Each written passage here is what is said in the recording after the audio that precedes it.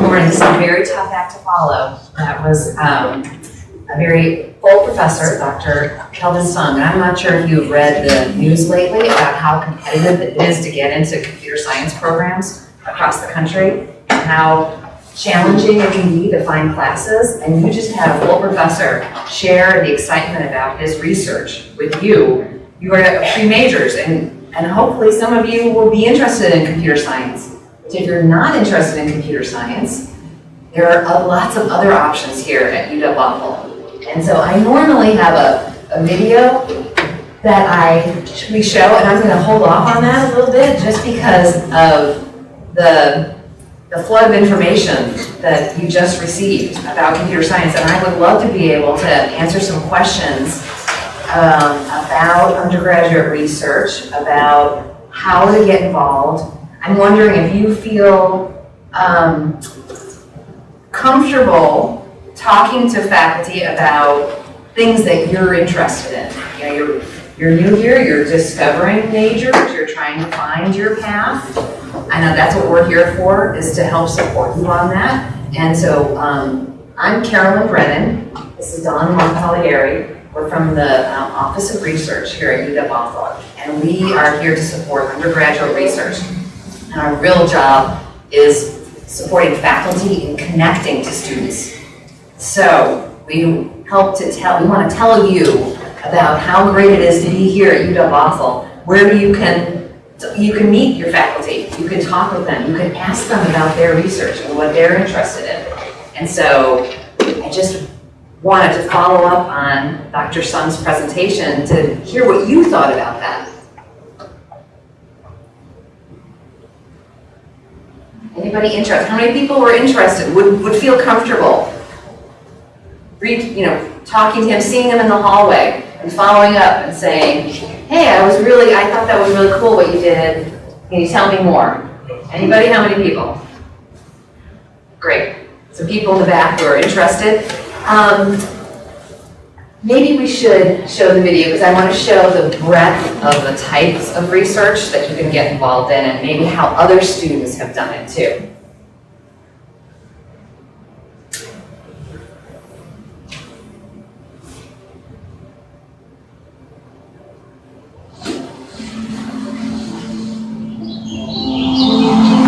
Instead of being like a normal class, this is more like an internship in the sense of you're doing things that you would in the real world. UW-Bothell gives you a lot of resources to just try something new, but you have to be bold and try. When I came to UW-Bothell, I would have never guessed that I was going to be doing research, especially directly with an engineering professor. Doing this research was among the best decisions I made in college, if not the best.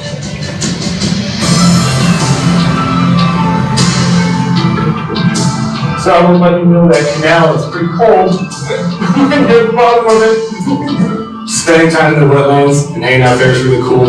There's a lot of opportunities for research if you actually want to get involved. That's all really nice spawning habitat right there. So as part of this research, we're trying to get local spawning population of kokanee sailing back into the streams around here. Historically they were here, but now they've been gone for about 100 years. We built this salmon incubator box, or RSI, remote site incubator. So the incubator box looks like a big cooler, and it has an egg tray which you lift in and out, and that holds the eggs. These boxes just protect the eggs and give them a chance to survive. We're just trying to get the salmon back to the self-sustainable population that's natural. The interdisciplinary arts program exceeded my expectations. There's so many options, there's so many possibilities. Any material that's in front of me and it speaks to me, I'll make art with it. I'm from Brazil. I moved to America in 2010. It was so frightening being an immigrant in like a new place, but I make myself belong here, and I do that with my art. Teaching myself, but I still have, just like you said. A lot of programs, they're so strict. You need to have that openness that this program has to choose any class you want, and I love that freedom. I've been on this project for 1 year now, and most of that was as a pre-major. The goal of this project is to use what we call an OCT for short as a chemical or biological sensor. And these sensors could be used in a variety of fields. For example, a diabetic, to check their sugar, they'll test their blood, but there's potential with our device to be able to detect glucose in saliva. So that could change many people's lives for the better. The scanning electron microscope can give us insight into our fabrication process. I am kind of surprised that UW-Bothell would get a scanning electron microscope because it's kind of a big deal. I think it's important to get out of the classroom and work with my hands because I like doing it, but also it teaches me skills that I don't get to learn from a textbook. It's helping me build my future. I'm just gonna have to scour that. Mentors are really important, especially with me. I didn't know what I wanted to do. I'm doing quantitative with light bubbles, all I need to know is what. Oh, and I can see it. Professor Jensen told me as a student, because he actually cares, I don't have a scientific background. And so it was nice to have someone who I could talk to frankly. It's very important to have someone to challenge you and to take you to another level because it's so difficult to do it by yourself. I broke mistakes.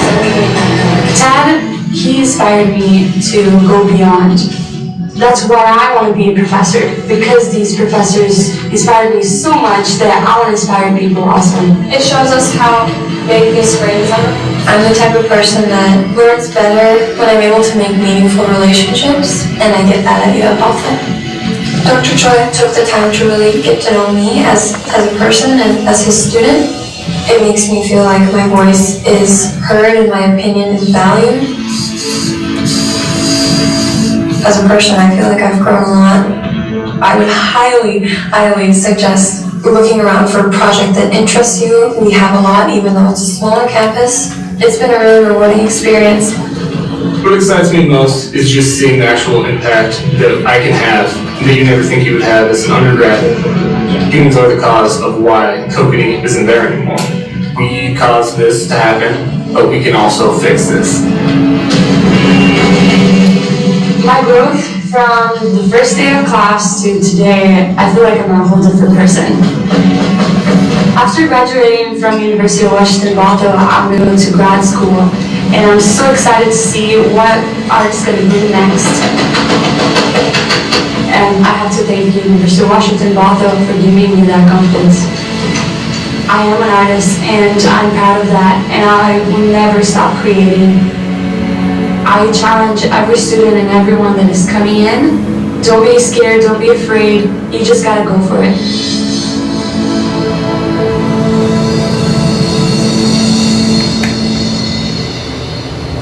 So that is just a visual representation of how you can go about the world here at UW-Bothell and the opportunities that are open to you. I'd love to be able to take some questions. So this, I know this is a sensitive subject, but it's just, again, it's truly an issue of clarity. So here is Exhibit A.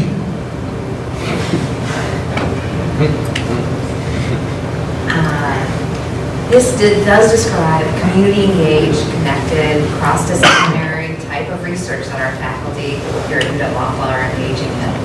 And we're at a primarily undergraduate institution that's associated with a large R1. I think Dr. Sun referred to the resources that are available to us because we're University of Washington, but yet we are in a small setting. There's a lot of great opportunities, particularly for pre-majors, to get involved in research. People here want to have you for a longer period of time, so they're anxious to get you early on. Even though you don't know exactly what your major might be, you're not accepted, this is why asking faculty about research and the way Dr. Sung reviewed a lot of slides about all of the research that is happening in the computer science. It's happening across the campus in nursing and health studies, in IAS, in STEM, in business.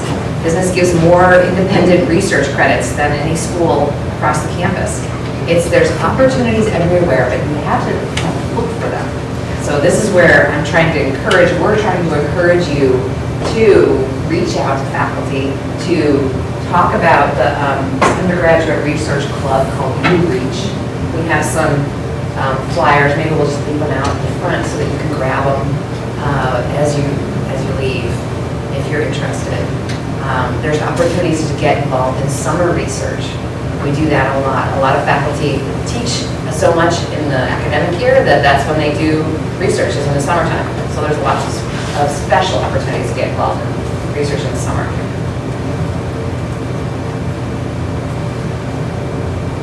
Questions? Do you have any questions?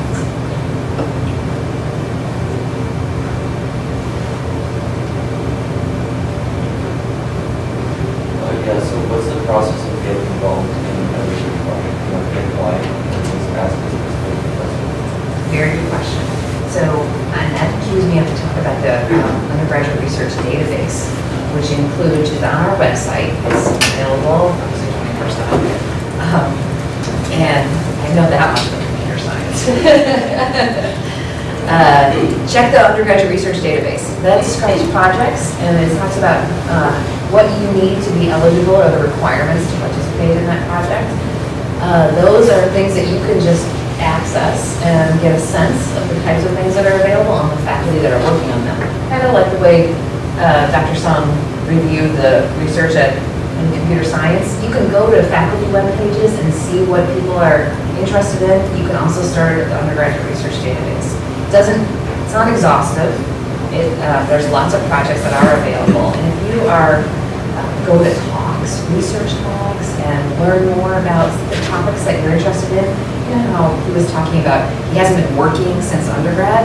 You know, do things that are interesting to you. Seek people out that are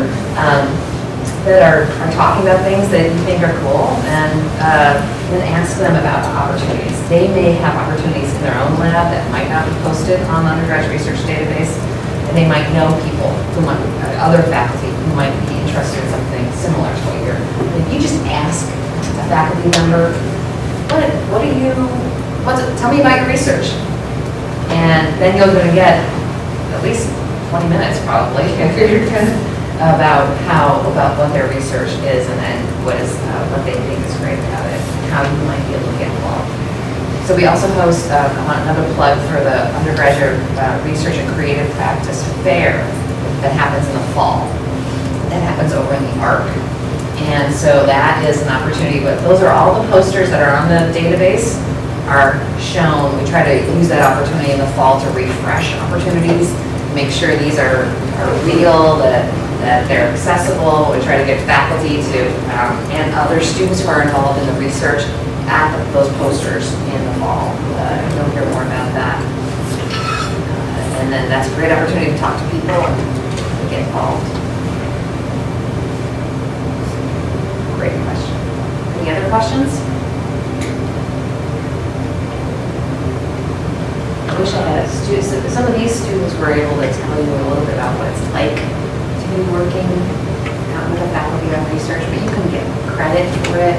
You can do it for pay. Sometimes the faculty have grants that they can pay you, or you can just volunteer. Yeah, do you have any other experience around undergraduate research you could share? No, I'm just enjoying it because, you guys heard Kelvin talk about what computer science does. And before that, when you came in earlier, heard me make the pitch, and the students who are in the class, I would like you guys to talk about what you heard Dr. Sung talk about, all the stuff we talked about. You talked about learning math, learning how people behave, and then putting together the math and the computer science and the tools. You guys can talk about what you've been doing for 4 weeks. I think that will give people a sense for the research possibilities, because how many people who are registered for this class feel that you are actually doing a research project in this course? Does anybody feel that what you're doing in this course is actually a research project? Okay, then raise your hands, let them see it. You need to react so that people can see. I want all the students in this course who think that you're participating in a research project, I want you to raise your hands. All right, one person. Okay, so that's part of the problem that Carolyn is talking about, that we are trying to work on. You don't realize you're doing research. How many people went and found data on the pizzeria and pizzeria costs? Raise your hands, stretch. I had you do stretching at the beginning of the class. Raise your hands, Maxwell, off the elbow, your elbow off the table, please. Dear boy. Yeah, raise your hand, stretch. Okay, see that many people. Okay, how many people have done research on software tools to present data on timelines and to organize data about the fraud and how much money this woman stole? Raise your hands, please. How many people are working on the toolkit? So you can see you're using computer programs, you are gathering data on the pizza industry. How many locations have you decided? How many cities are you going to study? Raise your hand, please, so everybody can see. We are studying 3 cities. Pizzeria costs in 3 cities. How those costs are distributed, we're going to graph them. We're going to show a jury that this is the distribution of costs, this is the distribution of profits. So these people must be lying. They couldn't possibly have generated that much money. And the owner of the pizzeria has a connection to a crime family, so the money coming through must be money laundering, right? We're gathering evidence from bank statements, we're graphing it, we're plotting it, we're analyzing the data, we're showing patterns over time, we're using the same tools you saw displayed over there. Can you imagine using some of those tools to do what we're doing? That's what you guys are doing, right? We can continue with this project for 3 years that you're here as a student, and you can imagine that we will have enough work for you to do. And not only that, how many people in this room know the value of passing a criminal background check? Okay, yes, you know the value of passing a criminal background check. So tell me, if you want to do a job in Google or Amazon or Microsoft or Boeing or the NSA, do you need to pass? Will they do a background check on you? Every student in every class of mine has the opportunity to go to King County and have them run a forensic criminal background check on you. So if you enroll in this class, all of the students had the opportunity. Gabe, please stand up. Gabe actually, stand. Please stand up. Stan actually went to the King County office. He is now cleared for his criminal background check. That means he works on real fraud data. We have got confidential data from the prosecutor. It's going to take us 2 years to analyze this case. Gabe is part of the team. Every Saturday he goes over to the Eastside Leadership Center and he works with the graduate class. Right? So these are the kinds of things. As soon as we see somebody with that kind of aptitude, we say, come on, join the graduate class. You saw Dr. Sung talk about how graduates and undergraduates work together. You see the same thing in business. You see the same thing in IAS.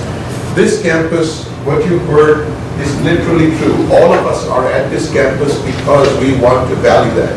Ken, you want to add something? Yeah, one of the things too we're working on is you saw the presentation of how computers are changing life. One of the things that we're doing is we haven't had a chance to introduce it too much to our core discovery class, but our master's class is working with a software development company, and we're building forensic software to track financial data, decision making. We're going to start establishing a process where we put information in, and from that information we can build any story or any product we want out of that. We have 4 master students that are working in beta testing for the software company, and we're going to start recruiting more and more students. And eventually, hopefully within the next week or two, the stuff we've done, OCR, bank records, and put them into a database, we're going to start trying to share with the freshman class. So this is being a criminal investigator for 25 years. The software that we're working on right now is going to take us into extreme future with what's going on. It's going to reduce the time to put together. Just think about looking at a company's bank statements and putting in transactions just one by one. This make it more concrete. Who has heard about the PG&E bankruptcy filing? Anybody heard about Pacific Gas and Electric, all the fires in California? $30 billion in lawsuits against them? I see some heads nodding, right? Imagine getting all the bank records and all their maintenance records. How many petabytes of data is that going to be? You have to storyboard it. You have to create a timeline to go to bankruptcy court to decide who's going to pick up what part of the tab.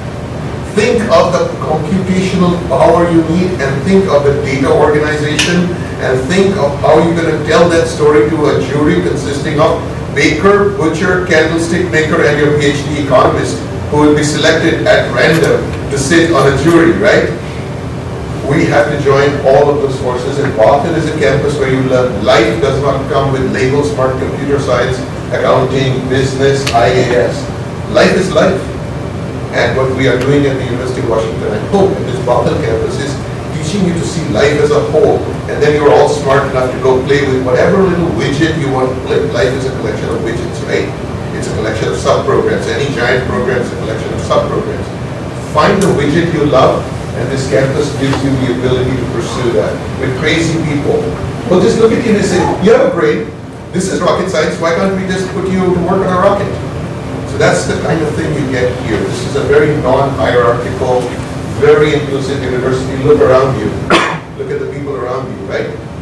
And so you should just, as Kelvin said, find what you love. This first year particularly is a time for you to explore, do a walk a little bit on the wild side, and find out what you really love. And our research, I would say, to conclude, we hand it back to Kelvin. Research is the only way we know for bright people like yourself to find who you are. You find yourself by the research you love doing. Life otherwise is just eating, breathing, biological function. What makes life interesting is what you do with your mind, right? Research is nothing more than finding yourself. I did not know who I was till I started doing research. It came very late in my life. I started the PhD program in a university on the East Coast at age 27. Till then, I've been living a normal life, but I feel that I was reborn when I started doing research. I truly found out who I am. I think that was absolutely right. I haven't worked a day since I was 27. I'm only 104, so you can do Well, one of the things we look for when you're doing the research is you're looking for the outcomes. Right? What's your outcome? What did you accomplish by doing that thing? When we started working with the software development company, we gave them information. They had all the questions and then some answers, and then we told them what we needed. We needed the ability to look at a bank statement and get it done quick. We need it now. We've got so many victims, and most of the victims that we're dealing with are elderly. And they're being taken advantage of by a lawyer. Not that lawyers are bad, but this guy happened to be a lawyer stealing from these victims. We're talking about $880,000 from 5 victims. And the class that we teach in the master's program and what we're doing here, we're speaking for those victims. Because no one's there to speak for them. Some of them are dementia, some of them have no family members left, some of them now deceased. So as a class, we're speaking for them. So what we needed was, we needed bank records analyzed and put into a database that we can use. How many words a minute can you type? Right? How many words a minute? I probably type 10. But, you figure how fast you can type, right? Put a spreadsheet maybe into a database. This, once you do a format, it extracts the data, summarizes it, reconciles the amounts, puts the dates of the transaction, amounts of the transaction, all the people and relevant people involved. It takes four seconds to put a monthly bank statement into the system now. Because it takes the PDF, it OCRs it, and it puts everything in the database the way we need it in 4 seconds. And you know what the hardest part is? Cleaning it up. The OCR will do it. We have about half a gig of bank statements, right? This monster will tear through it in about 2 minutes. What's the big problem? Anybody think about the big problem here? It goes and does everything. You want to use it for a court case. What's the big problem? Problem solved, right? In the old days, you would pay $100 an hour for accountants to sit there and type those numbers in, and you would probably end up spending $35,000, $40,000 just to create that database. Okay? It's done now in 1 minute, flat, using freeware. What's the problem? What's the catch? My own. Anybody wants the catch? Yeah. Representing it in a way that the average person will understand. That's the final product. There's a big catch in between that this group doesn't know because we haven't posed the problem. But you computer science folks, or you're interested in computer science, think about what the catch is here. Well, maybe many accountants will go fire to the That's not my problem. If you're bright enough, you'll find the world. There is no shortage of work in the world. I come from a world of business where my friends who are managers, CEOs, running companies, we are desperate for people like you. The world lacks good workers. There is no shortage of work in the world. This is one thing you want to get out of your head. What you read in the media, there's a lot of talk. There are lots of social displacement problems, but there is no dearth of jobs in the world. There's a dearth of skilled people who can do those jobs that are satisfying and meaningful and rewarding. And as Professor Sung said, it's not about the money. It's about the intrinsic satisfaction of having lived a good human life, right? That's not what I'm talking about. There's a technical catch here. The technical catch is the OCR, the reader has done the job. I have to present it to a judge and a jury. We're going to take away somebody's life, liberty, and freedom and put them in jail based on our analysis of these records. Garbage in, garbage out. How are we going to make sure that the OCR reader transcribed everything correctly? What's your quality check? You have to now write a program to check that, right? What's the program that will check that the data has integrity? Trained accounting mind that will look at the pattern in the data, graph it, and say, this can't be right. So we still need humans. Automation takes away the grunt work, and it liberates human beings to our true destiny, which is to function as minds. We're using the human body as a source of motive power. I grew up in India. The biggest hit in India before 1978 was a movie called Mother India, and it showed workers taking bricks on their head to build a dam. That's the use of the human body we're doing. Data entry is not that different from carrying bricks on your head, is it? To you, it shouldn't feel any different. But the human mind is still needed before I can use that data to convict you and put you in jail, right? And if you'd like to use that human mind to do research, we have some informational handouts Oh, for you sorry. here. Yeah, sorry. We're passionate about But this is the problem with us. You let us lose for 5 minutes and we just run away. Thank you for coming. Anybody that's got time and wants to stick around, you're more than welcome. Yeah, if you have the time, stick around. We're working on this case.